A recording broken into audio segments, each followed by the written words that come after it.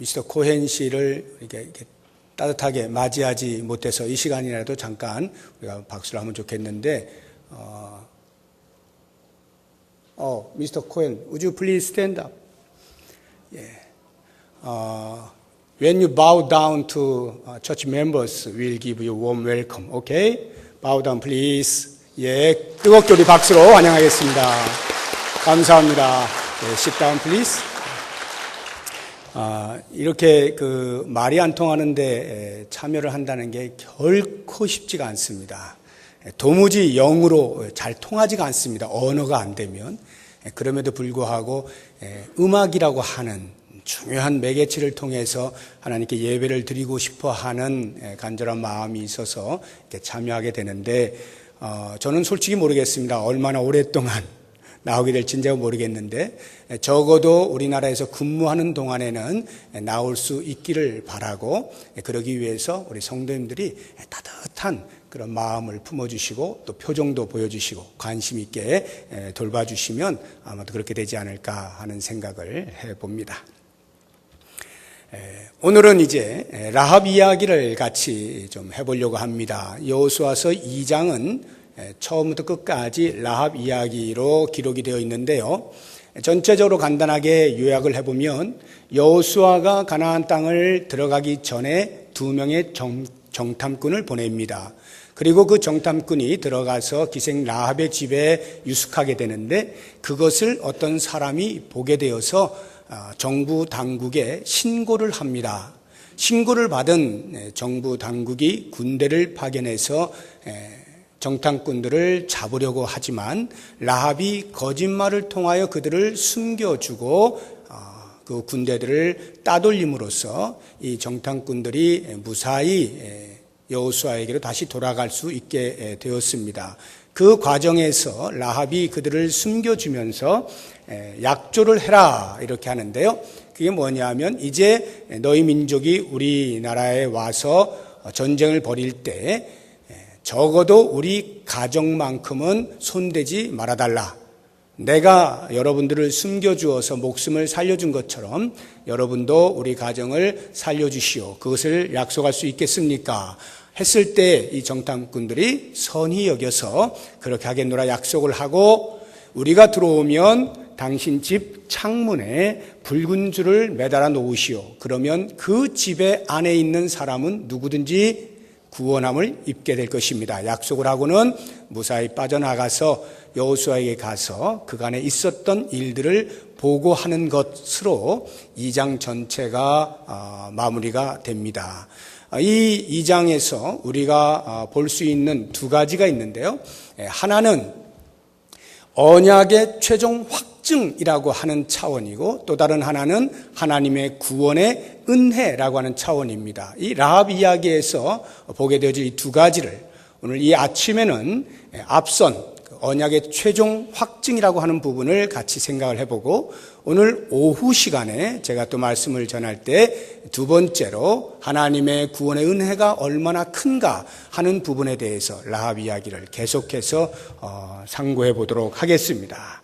먼저 오늘 본문의 말씀 1절에서 11절까지의 말씀을 우리가 읽을 때 주로 우리의 머릿속에서 떠오르는 질문 두 가지가 있습니다. 물론 아무런 관심 없이 읽으면 그런 질문도 나오지 않겠습니다만, 조금만 관심을 가지고 읽다 보면 많은 분들이 이 두 가지 궁금증을 가지고 질문을 하곤 합니다. 그 첫 번째가 여호수아가 왜 정탐꾼을 보냈을까 하는 부분이고요.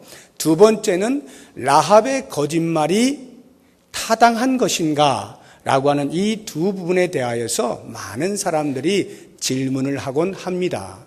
먼저 여호수아가 정탐꾼을 보낸 것이 괜찮은 것인가에 대한 질문을 하게 되는 이유는 40여 년 전에 모세가 가데스 바네아에서 가나안 땅으로 들어가기 직전에 12명의 정탐꾼을 보낼 때에 그 10명의 정탐꾼이 부정적인 보고를 하고, 보고로 인하여서 백성들이 요동을 하고 불순종함으로 하나님의 징계를 받아서 40여 년 동안에 40일 정탐한 것에 하루에 1년으로 계산해서 광야에서 40년을 헤매이게 되고 그 결과로서 여호수아와 갈렙을 제외한 그 당시 20세 이상의 모든 1세대 이스라엘 백성들이 다 광야에서 죽게 되죠.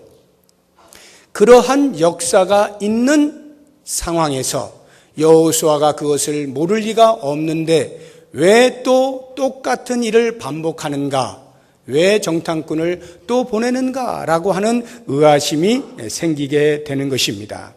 1세대 백성들이 죽게 되어진 원인을 우리는 부정적인 10명의 보고와 그에 따른 백성들의 불순종으로 봅니다만, 물론 그것이 맞고요. 그거보다 더 먼저 있었던 문제가 있는데 그것을 말씀을 두 구절을 비교해 보면서 같이 한번 생각을 해보겠습니다. 먼저 민수기 13장의 말씀을 같이 한번 보겠습니다.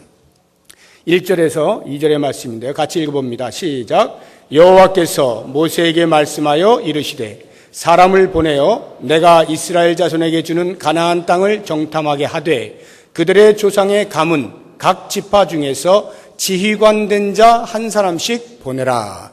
하나님께서 모세에게 명령하시는 겁니다.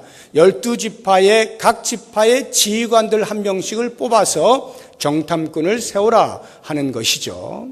자, 그런데 이 말씀과 비교해서 또 다른 한 구절을 보겠는데 신명기 1장의 말씀을 보겠습니다. 20절에서 22절까지 같이 읽습니다. 내가 너희에게 이르기를 우리 하나님 여호와께서 우리에게 주신 아모리 족속의 산지에 너희가 이르렀나니 너희 하나님 여호와께서 이 땅을 너희 앞에 두셨은즉 너희 조상의 하나님 여호와께서 너희에게 이르신 대로 올라가서 차지하라. 두려워하지 말라, 주저하지 말라 한즉 너희가 다 내 앞으로 나와 말하기를 우리가 사람을 우리보다 먼저 보내어 우리를 위하여 그 땅을 정탐하고 어느 길로 올라가야 할 것과 어느 성읍으로 들어가야 할 것을 우리에게 알리게 하자 하기에. 지금 이 두 구절을 비교해 보면 앞선 민수기 13장에서는 12명의 정탐꾼을 세우는 것이 여호와의 명령이라고 기록이 되어 있어요. 그래서 여호와께서 모세에게 명령하셔서 모세가 각 지파에게 한 사람씩 차출을 시켜서 뽑은 것처럼 보이지만 실제로 신명기 1장의 말씀을 보면 모세가 그 당시에 있었던 일을 회고하면서 기록해 놓은 것인데 처음에 모세는 그들에게 이렇게 말한 것입니다. 여호와께서 우리에게 주신 땅이다. 이제 우리가 두려워하지 말고 가서 차지하자. 이렇게 말을 한 것인데 그 말을 듣던 백성들이 아니 모세여 그렇게 하지 말고 먼저 우리보다 앞서 사람을 보내자. 정탐꾼을 보내서 어디로 가야 할지 어느 성읍으로 들어가야 할지 미리 알아보고 가는 것이 좋지 않겠느냐. 이렇게 말한 것임을 우리가 알게 됩니다. 무슨 말이냐 하면 왜 12명의 정탐꾼 가운데 여호수아와 갈렙을 제외한 나머지 10명의 정탐꾼이 들어가서 그들을 보면서 마치 우리는 그들의 메뚜기와도 같다라고 이야기를 하면서 들어가서 전쟁을 해봐야 우리가 진다라고 부정적인 견해를 펼쳤을까에 대한 그 원인이 다름 아닌 들어가기도 전에 이미 그들의 마음에 의심이 있었기 때문인 것을 알게 되는 것입니다. 모세는 분명히 우리 하나님의 언약의 말씀대로 들어가자, 차지하자, 두려워하지 말라 하고 나아가려고 하였으나 온 백성들이 모세에게 손을 들어 표하는 거죠. 정탐꾼을 먼저 보내서 살펴본 후에 하자. 다시 말하면 그 말씀, 하나님께서 하신 말씀이긴 하지만 그래도 조금 우리가 생각 좀 해봐야 되지 않느냐라고 하는 하나님께 대한 의심이 있었기 때문에 그 의심의 마음으로 나아간 자들이 결국은 보는 것을 보는 그대로 말할 수밖에 없고 그 보이는 것이 너무도 크니까 하나님이 안 보이셔 할 수 없이 우리는 전쟁에 패한다라고 밖에 보고할 수가 없었던 것이죠. 그래서 그 결과로 1세대 모든 백성들이 다 죽게 된 것을 여호수아가 모르지 않는 것입니다. 그렇게 볼 때 왜 그 당시 정탐꾼을 세워서 보내는 그 실수를 여호수아가 또다시 하려고 하는 것일까에 대한 의구심이 생기게 되는 것입니다. 이 부분에 대해서 여러 해석들이 있어요. 어떤 사람들은 아직도 여호수아의 마음에 두려움이 있기 때문이다 라고 말을 하는 사람이 있는가 하면 반면에 그렇지 않다. 여호수아는 이미 자신감으로 충천해 있기 때문에 하나님은 그렇게 약속하셨지만 그럴지라도 인간 편에서 할 일은 해야 하는 것이다. 인간이 해야 할 일을 하는 것으로, 다시 말하면 가나안 땅에 들어가서 전쟁을 수행하는 데 있어서 효과적으로 하기 위하여 정탐꾼을 보낸 것일 뿐이다. 이렇게 해석을 하는 사람이 있는가 하면 또 어떤 사람들은 여호수아가 이미 모세가 저질렀던 실수를 또다시 저지를 리는 없으니까 비록 본문에는 기록이 되어 있지 않지만 하나님께서 여호수아에게 정탐꾼을 보내라고 명령하시지 않았겠느냐라는 해석을 하는 사람들도 있습니다. 어찌되었거나 여호수아는 왜 정탐꾼을 보냈을까에 대한 질문이 하나 있고요. 두 번째는 라합의 거짓말에 대한 것인데요. 이것이 타당한가라고 하는 것입니다. 우리가 보통 영어에서 화이트 라이가 있고 블랙 라이가 있어요. 화이트 라이는 우리 말로 번역을 하면 선의의 거짓말 이렇게 말을 할 수 있고요. 블랙 라이는 새까만 거짓말인데 우리는 표현을 새빨간 거짓말이라 이렇게 하죠. 새빨간 거짓말이 있어요. 그러니까 블랙 라이에 대해서는 볼 것도 없어요. 그건 새빨간 거짓말이니까 우리가 신경 쓸 것도 없는데 이 화이트 라이에 대하여서는 좀 신경을 써야 돼요. 왜냐하면 윤리적으로 볼 때 회색지대에 있는 것들이 제법 되거든요. 그래서 윤리의 회색지대를 논할 때에 반드시 단골로 등장하는 사건이 이 라합의 거짓말에 대한 것입니다. 윤리의 회색지대라고 하는 것은 이런 거예요. 최근에도 뉴스를 보니까 한 여성이 남편으로부터 매번 폭력 행사를 받아요. 그날도 이제 폭력을 하고 있는 그 남편에게 자기를 방어하는 차원에서 어떻게 하다가 발길질을 했는데 배에 걷어차인 겁니다. 근데 넘어져 가지고 이게 뇌진탕이 걸려서 뇌사 판정을 받게 된 거예요, 남편이. 그래서 이것을 법조계에서 어떻게 해석하느냐로 왈가불가하고 있는 것입니다. 아무리 그럴지라도 어떻게 뇌사 판정이 나도록 이렇게 남편을 할 수가 있느냐 해서 징역을 살아야 된다라고 주장하는 사람들이 있는가 하면 이것은 그동안에 받아온 폭력에 비하면 아무것도 아니다. 그것도 의도적으로 뇌사가 되도록 하려고 했던 것도 아니고 그냥 자기를 방어하다가 어떻게 발을 걷어찬 것인데 어떻게 하다 보니 그렇게 된 것 아니냐. 이것은 정당방위다.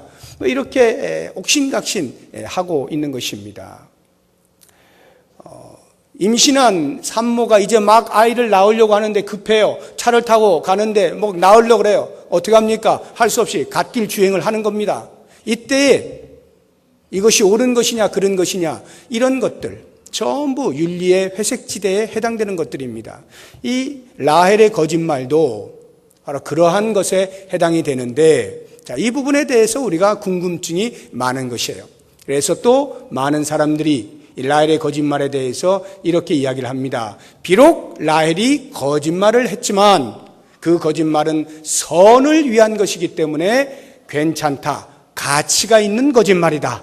이렇게 해석을 하는 사람이 있는가 하면 어떤 사람은 아주 고지식하게 그렇게 하다가는 이것도 떼어주고 저것도 떼어주고 이것도 괜찮고 저것도 괜찮고 다 괜찮아져서 뭐가 뭔지 모르게 된다.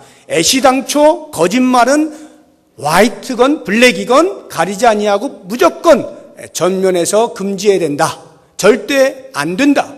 이렇게 해석을 하는 사람들이 있는가 하면 중도를 지켜서 거짓말한 것은 죄는 죄인데 그래도 선을 위한 것이라고 한다면 용서는 받을 수 있다. 이렇게 말을 하는 사람이 있고요. 이것도 저것도 아니고 그보다 한 차원 높은 차원에서 해석을 하는 사람이 있는데요. 이런 겁니다. 이것이 참이냐 거짓말이냐를 구별하는 것은 사실의 여부에 있지 아니하고 하나님 편에 있느냐 그렇지 않느냐라고 하는 것으로 구별해야 된다라고 하는 거예요. 사실 여부가 아니라 하나님 편에 서 있으면 참이고 그렇지 않으면 거짓이다 라고 한 차원 높은 수준의 해석을 하는 사람들이 있습니다. 지금 제가 이 두 가지 궁금한 것, 질문거리에 대해서 다양한 해석들을 제가 소개를 해드렸는데 저의 생각이 궁금하실지 모르겠어요. 야, 우리 담임 목사님은 어떤 생각을 하고 계실까? 선명하게 말하자면 나도 그거 따라갈 텐데 혹시 이런 생각을 하실는지 모르겠는데 제가 일부러 말씀을 안 드린 거예요. 저 나름대로의 개인적인 생각이 없지 않습니다. 그런데 왜 제가 이 시간에 그 말씀을 드리지 않고 그냥 일반적인 여러 다양한 의견들을 말씀을 드리는가 하면 오늘 우리가 읽은 여호수아서 2장 1절에서 11절까지에 나오는 본문의 말씀을 읽으면서 우리가 관심을 가져야 하는 것은 그 두 가지에 있지 않기 때문입니다. 비록 우리의 마음에 떠오르는 궁금증이긴 하지만 본문은 그것에 대하여 답을 하려고 기록을 해놓은 것이 아닌 것입니다.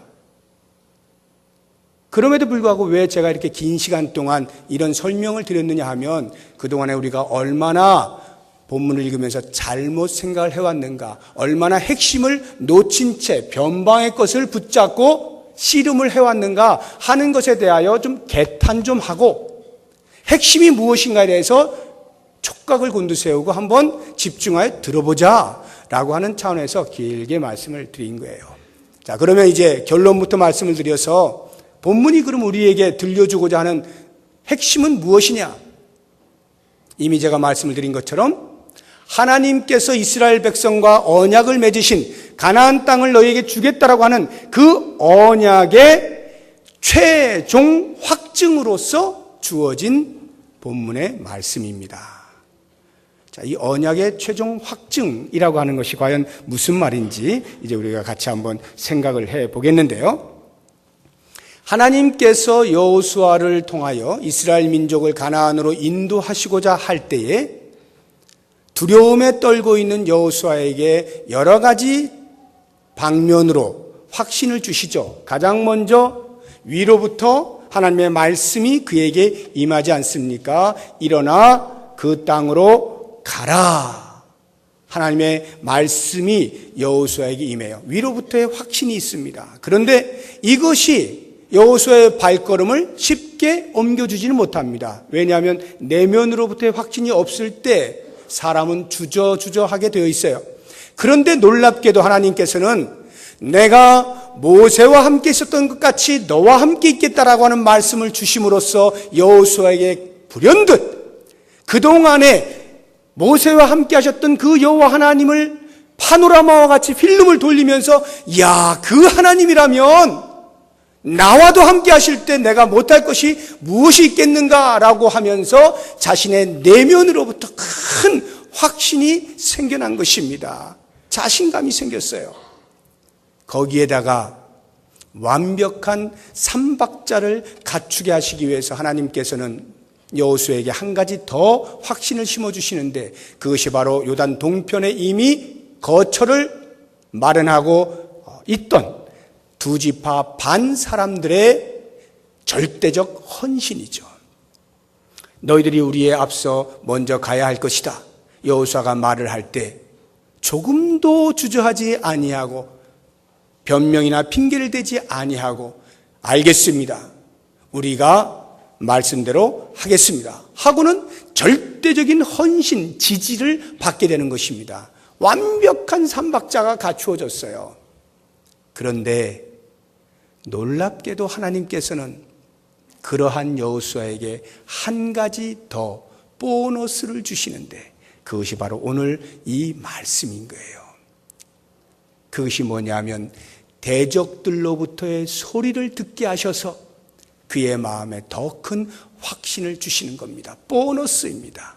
바로 그것을 위하여, 최종 확증을 위하여 이 라합 이야기가 존재하고 있는 것입니다. 자, 라합의 말을 한번 볼까요? 9절을 보십시오. 여호와께서 이 땅을 너희에게 주신 줄을 내가 아노라. 정탐꾼들에게 말하고 있는 거예요, 라합이. 여호와께서 이 땅을 너희에게 주신 줄을 내가 아노라. 안다는 말은 히브리어로는 야다인데요.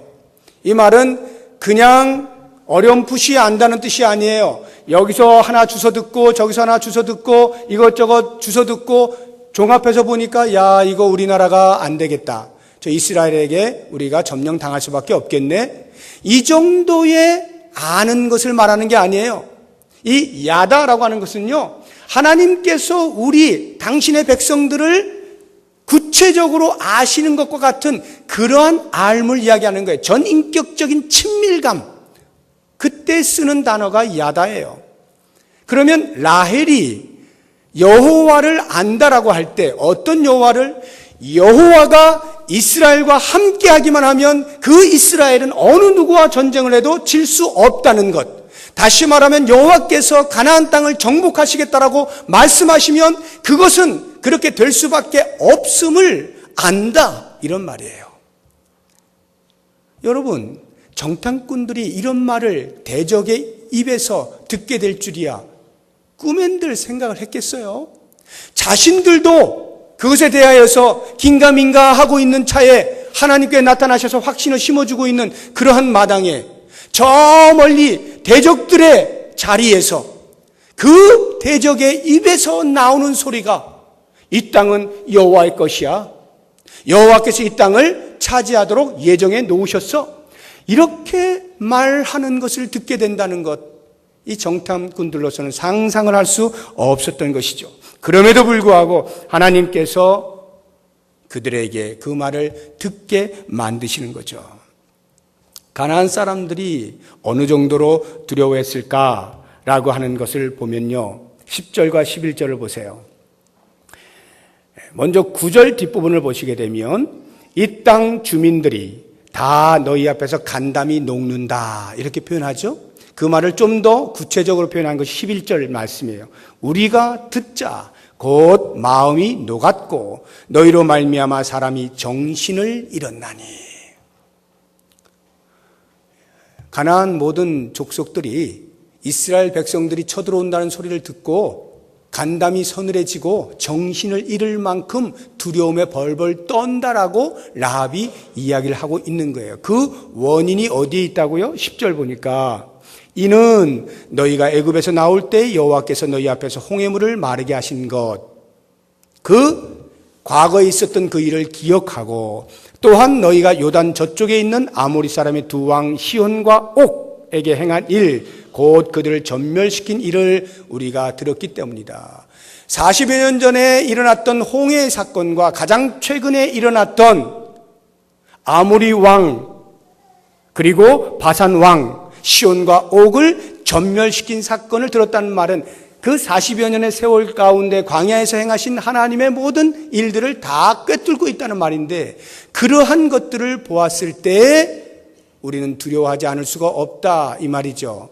그런데 더 놀라운 것은요, 11절 뒷부분에 보니까 너희의 하나님 여호와는 위로는 하늘에서도 아래로는 땅에서도 하나님이시니라. 옛날 개역 성경에서는 이것을 한문으로 상천하지의 하나님이시라 이렇게 표현했어요. 저는 그게 참 마음에 확 와닿아요. 이건 좀 풀어서 이렇게 해놨는데, 한문을 써서라기보다는 아무튼 말이 멋있지 않습니까? 상천하지의 하나님.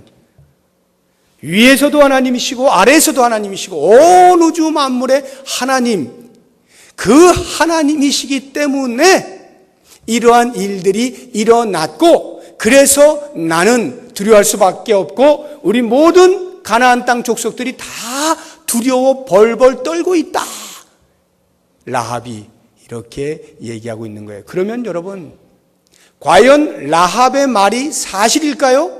정말로 가나안 족속들이 다 벌벌 떨었을까요? 아니면은 라합이 혹시 이제 이스라엘 민족이 쳐들어오면, 그래서 우리 민족이 패하게 되면 그 사이에 어떻게라도 우리 가족이라도 살아봐야 되겠다라고 그 정탐꾼들에게 미리 보험 들듯이 아부를 하고 있는 것일까요? 앞에 나오는 장면들을 우리가 쭉 살펴보면 지금 가나안 족속들이 어느 정도의 심리 상태인지를 충분히 짐작을 할 수가 있습니다. 먼저 보시게 되면 두 정탐꾼이 가나안 땅에 들어오잖아요. 밤에 몰래 들어옵니다. 정탐꾼이 어디 이마에다가 나 정탐꾼 써놓고 들어옵니까? 아니면은 뭐 복장을 이스라엘 복장 딱 하고 누가 봐도 티나게 그렇게 들어오는 정탐꾼은 없잖아요. 분명히 가나안 족속들과 비슷하게 발각되지 않게 최대한 조심조심해서 그렇게 들어왔을 것인데 2절의 말씀을 보니까 어떤 사람이 여리고 왕에게 말하여 이르되, 어떤 사람은 어느 누구가 아니에요. 그냥 불특정 다수 가운데 한 사람을 말하는 거예요. 어떤 사람이 정탐꾼 들어왔습니다 하고 신고를 한 것입니다. 여러분, 뭐 예를 들어서 파수꾼이라든가 아니면 어떤 군인이라든가 하면 그럴 수도 있겠다라는 생각이 들지만 그냥 어떤 사람이, 즉 백성들 가운데 그냥 어느 누군가가, 이 말의 의미가 뭐겠어요? 재수가 없어가지고 걸린 건가요? 운이 없어서 걸렸나요? 그게 아니고 철저하게 위장을 하고 조심해서 들어갔음에도 불구하고 얼마나 가나안 족속들이 그 정탐꾼이 들어올 것에 대하여 촉각을 곤두세우고 방비를 했느냐라고 하는 것을 보여주고 있는 거예요. 마치 우리나라 정부가 간첩 잡으면 5천만 원 이렇게 내거는 것처럼 아마 여리고 왕이 모든 백성들에게 방을 붙이지 않았나 싶어요. 수상한 사람 신고하면 5천만 원 이렇게 하니까 모든 백성들이 촉각을 곤두세우고 이상한 사람 있지 않나 모두가 살펴보고 있다는 거예요. 왜 모두가 살펴볼 정도가 될까요? 그만큼 두려움에 가득 차 있다 이 말이에요. 그래서 그렇게 신고를 받은 정부 당국이 어떻게 합니까? 여리고 왕이 3절 보니까 라합에게 사람을 보내죠. 여기 사람 보낸다는 게 한 사람 두 사람 보냈다는 말이 아니에요. 그리고 수상한 사람 신고받았으니까 한번 조사해볼까? 조사관 몇 명 파견했다는 말이 아닙니다. 지금 군대를 파견한 거예요. 그 뒤를 보십시오. 끌어내라. 네가 숨기고 있는 그 사람 끌어내라. 잡아가겠다 이 말이죠. 확정 짓고 있는 거예요. 단정하고 있어요. 그만큼 그냥 신고 하나 들어온 것인데 군대가 출동해가지고 그 사람 잡겠다고 할 만큼 긴장이 되어 있는 상태. 라합이 거짓말을 해서 따돌리고 그 정탐꾼들이 내가 몰랐는데 그들이 나갔다. 빨리 쫓아가면 잡을 수 있지 않겠나? 라고 하는 말을 하자마자 이 군대가 성 밖으로 나갑니다. 그래서 그 정탐꾼들의 그 정탐로의 최종 지역인 요단 강 그 나루까지 쫓아가는 것입니다. 쫓아가면서도 혹시 이 라합이 거짓말을 할지 모르니 만약에 성 안에 남아있으면 어떻게 할까 싶어서 성문을 닫죠. 성문을 닫아요. 그러니까 밖에서 잡든지 아니면 성문을 닫아놓고 안에서 잡든지 아무튼 잡겠다라고 하는 결연한 의지가 나타나고 있는 것입니다. 자, 이와 같은 모습들을 볼 때 이들이 이렇게 하는 것은 이 전쟁에서 우리가 반드시 승리하고야 말 거야 라고 하는 그러한 차원일까요? 아닙니다.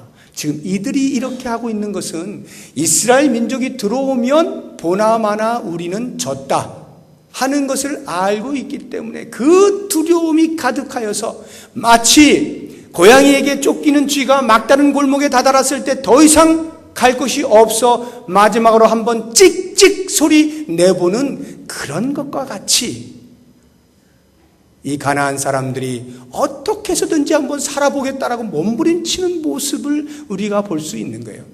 그만큼 이스라엘 앞에서 간담이 서늘할 만큼 정신을 잃을 만큼 두려움으로 가득한 가나안 전 족속인 것을 우리가 충분히 알 수가 있는 것이죠.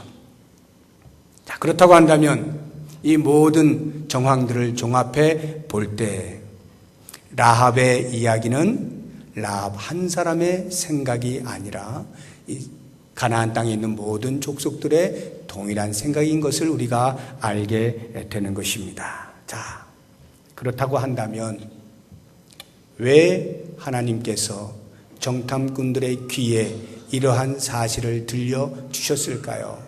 그것은 다름 아닌 모세 때와 같이 또 그러한 실수를 혹시라도 반복하지 말라고 미연에 방지시켜 주시는 것 아니겠습니까?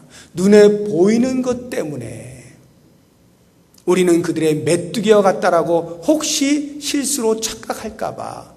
여러분, 지금 라합이 이렇게 이야기하고 있는 것은요, 홍해의 때로부터 모든 이스라엘의 역사에 대해서 꿰뚫고 있다고 할 때에 이미 그 당시에도 그렇지 않았겠어요? 홍해 이야기 그 당시에도 들었지 않았겠어요? 아말렉 군대와의 싸움에서 어떻게 이스라엘이 이긴 것을 듣지 않았겠어요? 그러면 아마도 가나안 땅에 있던 사람들도 이미 그 소리를 듣고 두려워하고 있었는데 이스라엘 백성들, 그 정탐꾼들이 그 사실을 깨닫지 못하고 자기들이 눈에 보이는 대로만 이야기를 하는 것 때문에 밥이 눈앞에 있는데도 불구하고 그들은 거인이라 우리는 상대도 되지 않는다, 엉뚱한 보고를 해서 실수를 하여 40년 동안 광야에서 헤매는 것, 이와 같은 실수가 여호수아 시대에 다시금 반복되지 않도록 하기 위해서 이미 위로부터 내면으로부터 요단 동편의 두 지파 반으로부터 외부로부터 충분한 언약이 성취될 것에 대한 확신이 여호수아에게 주어졌음에도 불구하고 하나님은 한 번 더 보너스로 한 번 더 최종적으로 확증을 해주기 위하여 라합을 통하여 듣게 만드셨다 이 말이에요. 한번 보시죠. 24절.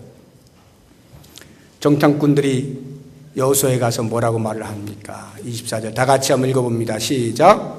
또 여호수아에게 이르되 진실로 여호와께서 그 온 땅을 우리 손에 주셨으므로 그 땅의 모든 주민이 우리 앞에서 간담이 녹더이다. 얼마나 정확한 판단을 하고 있습니까? 이 정탐꾼들의 판단을 들은 여호수아가 어때요? 40년 전에도 이미 10지파 대표인 정탐꾼들이 안 된다라고 말을 할 때에도 갈렙과 함께 된다, 그들은 우리의 먹이다 라고 담대했던 이 여호수아가 이제 40년 후에 자기의 손으로 이끌고 나아가야 하는 그 순간에 정탐꾼들의 입을 통하여서 그들의 마음에 간담이 녹더이다 하는 말을 들었을 때 이 여호수아가 어떻겠어요? 사기가 충천했겠죠. 더 이상 볼 것이 없는 거예요. 이런 놀라운 은혜를 하나님께서 여호수아에게 부어주시는 거예요. 사랑하는 성도 여러분, 오늘 이 말씀에서 우리가 깨달아야 할 것이 무엇입니까? 하나님께서는 우리와 함께 하신다라고 약속을 하시고 또 하십니다. 예수 그리스도께서 이 땅에 오신 것이 임마누엘이에요. 하나님이 우리와 함께 하심이에요. 그것을 우리에게 보여주셨어요. 그리고 예수님께서 십자가에 죽으시고 부활하시고 승천하실 때에 볼지어다 내가 세상 끝날까지 너희와 항상 함께 있으리라 말씀을 하시고 또 다른 보혜사 성령을 우리에게 보내주시지 않습니까? 그 성령이 오순절에 강림하시면서 예수를 믿는 모든 성도들에게 그 마음속에 내주하시면서 함께 하심을 확신시켜주고 있지 않습니까? 우리 모두는 성도된 자로서 이와 같이 예수 그리스도의 함께 하심, 성령 하나님의 함께 하심, 하나님이 함께 하시겠다고 하는 그 약속의 말씀을 붙잡고 나아가는 사람들입니다. 그렇다라고 할 때 때로 우리 앞에 거인과 같은 환경이 앞서서 우리를 막아서고 있을 때, 풍랑이 일어서 그 안에서 금방이라도 빠져 죽을 것만 같은 공경에 처해 있을 때, 그와 같은 상황들이 얼마나 많이 있습니까? 그럴 때마다 우리들은 두려워하잖아요. 떨잖아요. 어떻게 해야 될지 알 수 없어서 염려하고 근심하고 눈물을 흘리고 신음하고 한숨을 짓고 있지 않습니까? 그러나 여러분, 오늘 이 말씀이 그와 같은 우리의 연약한 심령 가운데 새 힘을 주는 것 아닙니까? 내가 너와 함께하겠다. 네 안에 계신 성령께서 너와 함께함으로 두려워하지 말라, 염려하지 말라, 놀라지 말라. 내가 너를 버리지 않겠다. 내가 너와 함께하겠다. 이와 같은 놀라운 말씀을 이 여호수아서를 통하여 우리에게 들려주시는 것 아닙니까? 사랑하는 성도 여러분, 힘들고 어렵고 눈물 나는 일, 내 힘으로 어찌할 수 없는 일들을 당할 때 낙심하지 마세요. 좌절하거나 절망하거나 포기하지 마십시오.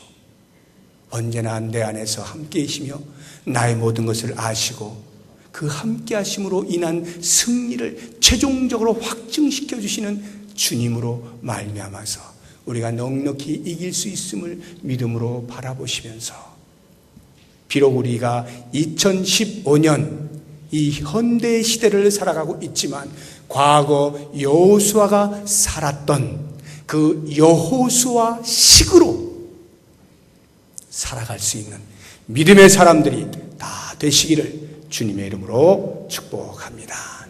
기도하겠습니다. 하나님 아버지, 성도가 결코